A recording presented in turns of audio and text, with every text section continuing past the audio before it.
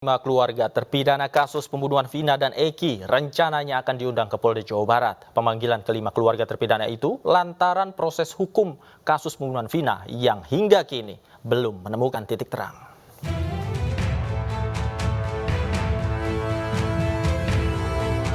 Proses hukum kasus pembunuhan Vina Arsita Dewi dan Muhammad Rizky alias Eki masih bergulir dan belum menyentuh titik terang. Rencananya besok, kelima keluarga terpidana dalam kasus pembunuhan Vina dan Eki akan diundang Polda Jawa Barat. Selain itu, keluarga 5 terpidana yang divonis seumur hidup meminta bantuan hukum pada Peradi demi mencari keadilan. Yang menangkap ini adalah ayah korban, polisi. Sebenarnya ini tidak boleh ikut di sini, konflik of interest nih. Seharusnya menangani adalah polisi yang lain. Sebelumnya, Peggy melalui tim pengacara telah mengajukan pra-peradilan di tengah masa penahanan Peggy yang diperpanjang menjadi 40 hari. Selain itu, cerita baru pun datang dari mantan terpidana pembunuhan Vina, Saka Tatal. Tim pengacara Saka Tatal mengajukan peninjauan kembali guna pembuktian bahwa Saka bukanlah pelaku. Lalu, mampukah saksi, bukti, dan argumentasi para pembela membuktikan gamblang terang benderang kasus pembunuhan Vina dan Eki? Tim Liputan iNews melaporkan. Pemirsa, ada apa di balik pemanggilan 5 keluarga terdakwa oleh Polda Jawa Barat? Kita akan membahasnya bersama dengan sejumlah narasumber yang sudah hadir bersama kita malam hari ini. Ada Ketua Harian Peradi Dwi Yanto Prihartono serta praktisi hukum Profesor Elsa Syarif. Kami juga telah mengundang Kabid Humas Polda Jawa Barat Kombes Pol Julius Abram Abbas untuk berdiskusi bersama kita malam hari ini. Namun beliau belum respon. Saya langsung sapa. Selamat malam Prof Elsa, Pak Dwinanto. Selamat malam, Assalamualaikum warahmatullahi wabarakatuh. Waalaikumsalam. Saya pertama ingin ke konteks pemanggilan esok hari, Pak Dwi. Sebenarnya apa konteks pemanggilan besok oleh Polda Jawa Barat terhadap keluarga dari terpidana ini?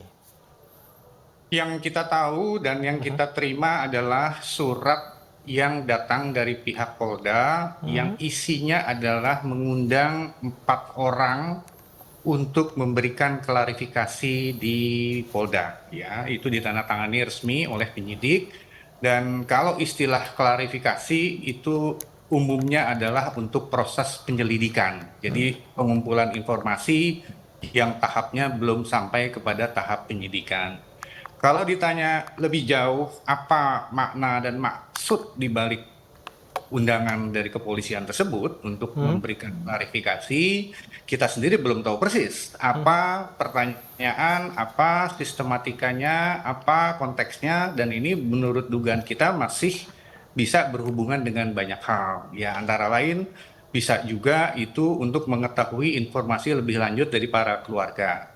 Hanya saja kan orang ini nggak semua terbiasa untuk hadir di satu pemeriksaan, sehingga kita juga harus memperhitungkan apakah ada satu dampak psikologis terhadap orang tua ini. Kita nggak tahu apa yang akan ditanyakan, tapi itu adalah menjadi perhitungan kita, dan kita sudah siap dengan tim yang di Bandung yang akan mendampingi mereka besok. Kurang lebih begitu situasi terakhirnya. Pak Dwi, barangkali belum hingga saat ini kan belum ada bocoran klarifikasi seperti apa yang diminta oleh Polda Jawa Barat. Artinya saat ini adalah besok adalah pemeriksaan pertama kali keluarga terpidana sejak 6 tahun yang lalu. Atau sebelumnya sudah pernah? Ya, ini yang pertama kali, dan ini adalah hubungannya kalau di surat panggilan disebut terkait dengan Kitab Undang-Undang Hukum Pidana atau KUHP di pasal 221, yang artinya makna dari pasal itu adalah menghalangi proses keadilan atau obstruction of justice. Nah, pasal 221 ini kan biasanya diterapkan kepada orang yang diduga melakukan tindakan yang sifatnya menghalang-halangi proses penyidikan gitu. Nah, apakah maksudnya ke arah sana terhadap orang tua ini, atau di sisi lain orang tua ini diharapkan ada satu informasi untuk mereka mendapatkan satu fakta yang lebih terang peristiwa pidana yang lebih terang, sehingga memang merasa perlu mengundang untuk meminta klarifikasi. Oke, baik. Pak Dwi, saya ingin konfirmasi kepada Anda. Artinya besok yang dipanggil adalah orang tua terpidana yang memang tidak mengenal Peggy. Betul? Mengenal atau tidaknya saya nggak tahu persis ya di Oke. antara mereka. Tetapi memang ada yang ayahnya itu, ada juga yang kakaknya gitu yang dipanggil. Jadi ada dari empat orang ya, Ya. orang terpidana yang bernama Eka, bernama Jaya, bernama Supriyan, bernama Eko ya, Oke. yang Baik. keluarganya dipanggil. Ya, oke. Oke, baik. Saya ke Prof. Elsa. Prof. Elsa, tadi ada yang menarik narasi dari Pak Dwi, bahwa barangkali ini dipanggil kaitannya dalam konteks terkait keterangan yang diduga keluarga ini menghalangi proses penyidikan. Tanggapan Anda, Prof. Elsa? Iya, tentunya pihak penyidik dia berkewajiban dan berwenang untuk mengambil semua data-data dengan lengkap dan mungkin hasil dari gelar perkara di penyidikan di Polda Jabar dilihat ada indikasi obstruction of justice. Dan itu untuk kejelasannya mereka memerlukan untuk pemanggilan untuk lebih jelas dan terang perkara itu. Jadi hal itu adalah hal yang biasa dilakukan oleh penyidik dalam rangka untuk menjadi jelas dan terang permasalahannya, dan juga mungkin melihat ada indikasi adanya menghalang-halangi penyidikan sehingga menyulitkan penyidik untuk memproses ini dengan baik dan lancar. Oke. Tapi kan begini, Prof, kalau memang indikasi obstruction of justice atau menghalangi penyidikan itu ada, semestinya ini kan sudah dilakukan sejak 6 tahun yang lalu. Nah, bagaimana Anda melihat konstruksi perkara dan pemeriksaan yang memang saat ini dipakai oleh Polda Jawa Barat? Iya, mungkin begini ya, ini prediksi aja ya, karena yang tahu semuanya itu penyidik ya. Ya. Karena waktu itu kan sempat buron Peggy atau Peron. Ya, sekarang kan jadi suatu debat ya. Yang satu mengatakan Peggy Setiawan beda dengan Peggy yang dimaksud DPO itu. Nah, menurut penyidik, Peggy bukan berarti Peggy Peron, tetapi Peggy garing panggilannya Peron, aliasnya Peron, di mana sudah dinyatakan DPO. Dan berdasarkan keterangan terdahulu, Peggy yang dimaksud ciri-cirinya seperti ini, tetapi tidak ditemukan. Nah, sekarang setelah penyidik menangkap yang namanya Peggy, yang sekarang ya istilahnya apa, Peggy Setiawan atau beda, itu kan nanti tergantung pembuktian ya. Nah, penyidik merasa waktu dulu membuat sulitnya untuk menemukan Peggy ini adanya penghalangan dari proses penyidikan obstruction of justice ini, sehingga sekarang akan diselidiki siapa yang melakukan penghalangan terhadap penyidikan itu, mempersulit penyidik. Baik, untuk artinya apa yang dilakukan oleh penyidik adalah respon atau feedback terhadap fakta-fakta baru yang ditemukan pada hari ini, begitu, Prof? Ya, betul. Oke, baik. Saya ke Pak Dwi. Pak Dwi, apa yang Anda persiapkan terkait pendampingan esok hari klien-klien Anda di sana? Kalau persiapan tentunya kita ingin tahu betul apa yang akan ditanyakan oleh para penyidik nantinya dalam proses klarifikasi itu. Tapi hal lain adalah begini ya. Ini kan persoalannya mungkin akan fokus bagaimana mencari bukti untuk kepentingan Peggy yang katanya adalah menjadi tersangka. Bukti ini kan kalau lihat kasus yang dulu, ini berkas ini dibagi menjadi 3 grup ya, dan 3 grup ini maknanya adalah mereka saling bersaksi atau dalam hukum acara disebut dengan saksi mahkota. Jadi kan konsentrasinya adalah mencari bukti dari para terpidana yang untuk bisa membuktikan bahwa Peggy ada kesalahan. Inilah tugasnya polisi. Nah, orang tua ini kan orang tuanya para terpidana. Nah, sehingga kalau dipanggil kan artinya ada hubungan antara anak dan kakak dari para terpidana yang kemudian bisa menimbulkan satu situasi bahwa anak-anak ini menjadi khawatir ketika orang tuanya juga turut-turut terlibat dalam satu proses pidana yang mereka nggak ngerti-ngerti juga apa kasusnya, apa masalahnya ketika itu, tapi sekarang mereka jadi dipanggil-panggil dan harus memberikan klarifikasi. Jadi catatan saya adalah tidak boleh dilupakan bahwa mereka adalah orang tua dari terpidana yang nantinya mungkin akan dijadikan saksi. Oke. Dan menjadi namanya istilah saksi mahkota, artinya saksi mahkota adalah bersaksi di antara orang-orang yang menjadi terpidana atau tersangka ya, atau terdakwa, dan itu dapat menyebabkan satu situasi yang tidak cukup kondusif bagi kepentingan si saksi-saksi nanti itu, para terpidana yang bersaksi itu, untuk bisa sebebas-bebasnya memberikan keterangan. Itu catatan penting kami Oke, sebagai artinya ada dampak, terutama dampak psikologis terhadap para orang tua terpidana ini. Nanti kita akan elaborasi lagi, Pak Dwi dan Prof. Elsa. Jangan kemana-mana, pemirsa. Newsroom masih akan kembali usai jeda break.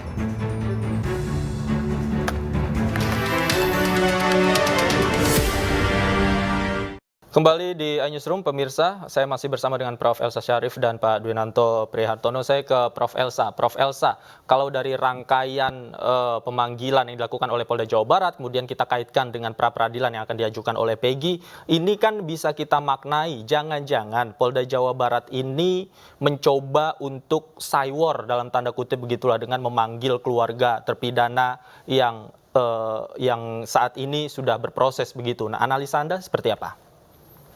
Kalau saya tidak melihat seperti itu ya, karena hal itu memang biasa ya dilakukan, karena merasa mereka kan berkawan ya, mereka ini pelaku ini berkawan, terpidana dengan itu ada yang kenal, ada yang tidak kenal, tapi mereka berkawan dan diharapkan orang tuanya mungkin saling kenal dari salah satu mereka. Jadi itu sah-sah saja di dalam teknik penyidik untuk mengungkapkan masalahnya ya, masalah itu supaya jelas dan terang. Selama ini kemana saja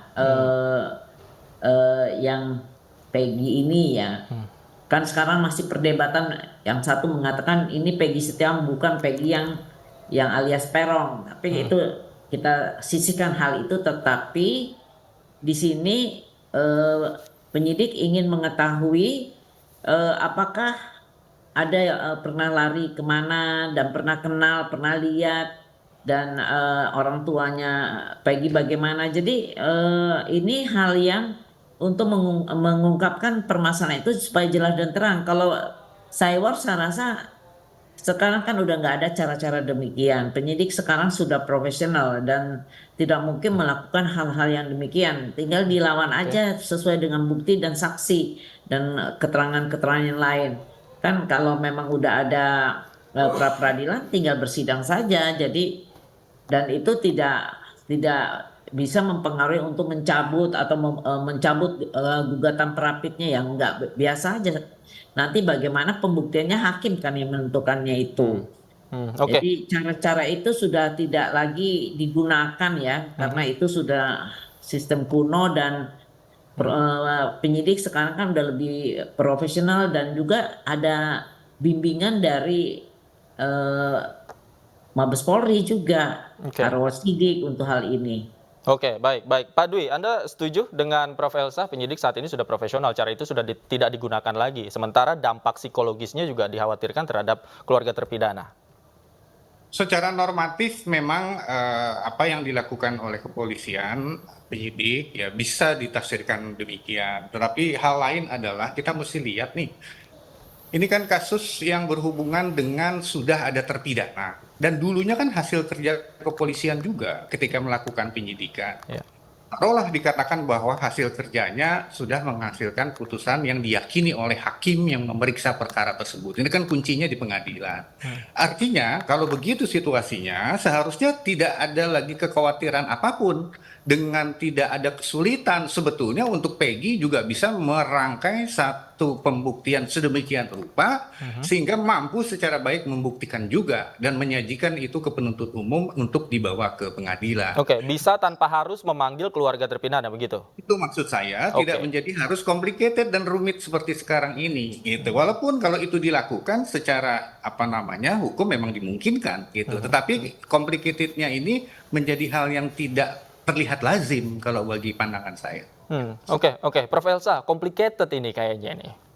Iya, saya merasa, saya lihat complicatednya bukan dari penyidikannya, complicatednya banyak orang yang pansos, memberikan keterangan, informasi, sehingga banyak analisa-analisa yang dari misalnya ada dulu ada warung Nining, terus bilang tetangga bilang tidak ada, udah tuh ada lagi keterangan saya banyak lihat. Banyak sekali di media-media sosial itu keterangan-keterangan yang semua seolah-olah mengetahui hal ini dari ini. Jadi hal ini memang perlu diluruskan. Complicatednya bukan dari penyidik atau dari kasusnya, tetapi complicatednya terlalu banyak orang terlibat memberikan pendapat-pendapat seolah kesaksian dan ada tetangga, ada orang Oke. orang tua. Jadi itu yang memang kondisi demikian karena memang mungkin berasal dari film, semuanya pengen jadi bintang film mungkin. Gitu. Siapa yang pansos, Prof Elsa? Jangan-jangan Pak Dwi Banyak termasuk saya yang pansos nih. ada namanya siapa tuh ibu-ibu namanya siapa lupa, Wilda apa ya saya lupa, dan saya ngikuti terus itu berita-berita itu, semua orang memberi pendapat itu ada masalahnya dari narkoba, ada kapal yang masuk, terus ini dibunuh oleh gembong narkoba, ada kayak seperti ini.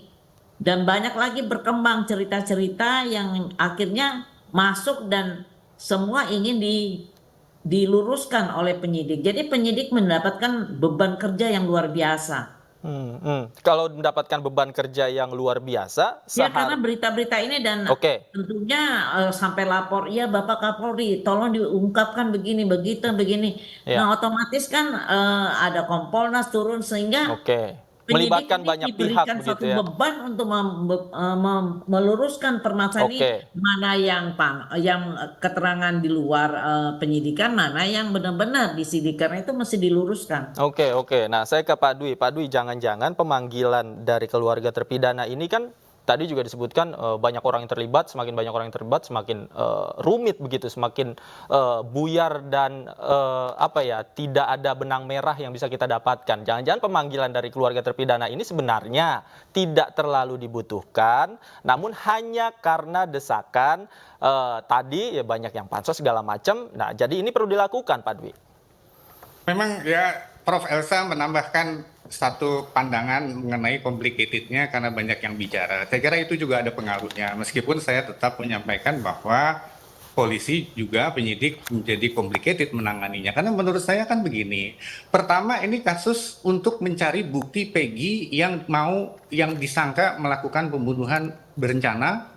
Dan itu harus mencari bukti-buktinya gitu ya. Fokusnya sebetulnya di sana. Nah kasus yang memanggil orang tua terpidana ini kan kasus 221 KUHP ini kan tentang menghalang-halangi penyidikan gitu.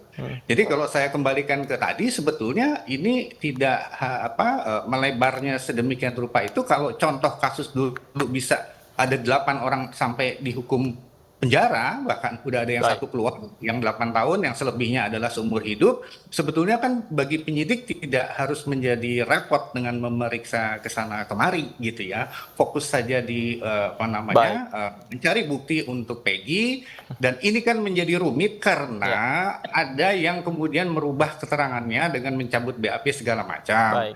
Kalau orang udah dijadikan tersangka, sudah ditahan, kemudian nanti gagal memprosesnya, ini beban yang cukup besar buat kepolisian atau para penyidik. Jadi bagaimana memproses ini menjadi lebih mantap dari versi polisi, jadi semakin mana. Baik. Pak Dwi, singkat saja terakhir, besok jam berapa dan Anda akan hadir di sana?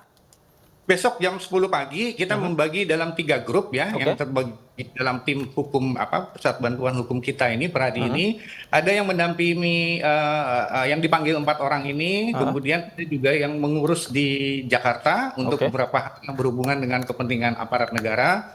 Dan Baik. kita harapkan semua berjalan Baik. dengan baik dan semua keluarga yang diperiksa tetap Oke. tenang dan dapat menjawab dengan Baik. sempurna. Baik, itu harapan kita bersama. Prosesnya besok bisa berjalan lancar dan terbuka karena kita pantau terus besok akan seperti apa pemanggilannya. Terima kasih Pak Dwi sudah bergabung bersama kami. Terima Prof. kasih. Elsa juga terima kasih banyak sudah meluangkan waktu bersama kami di Newsroom. Selamat malam. Selamat Mas Davi. Sehat selalu.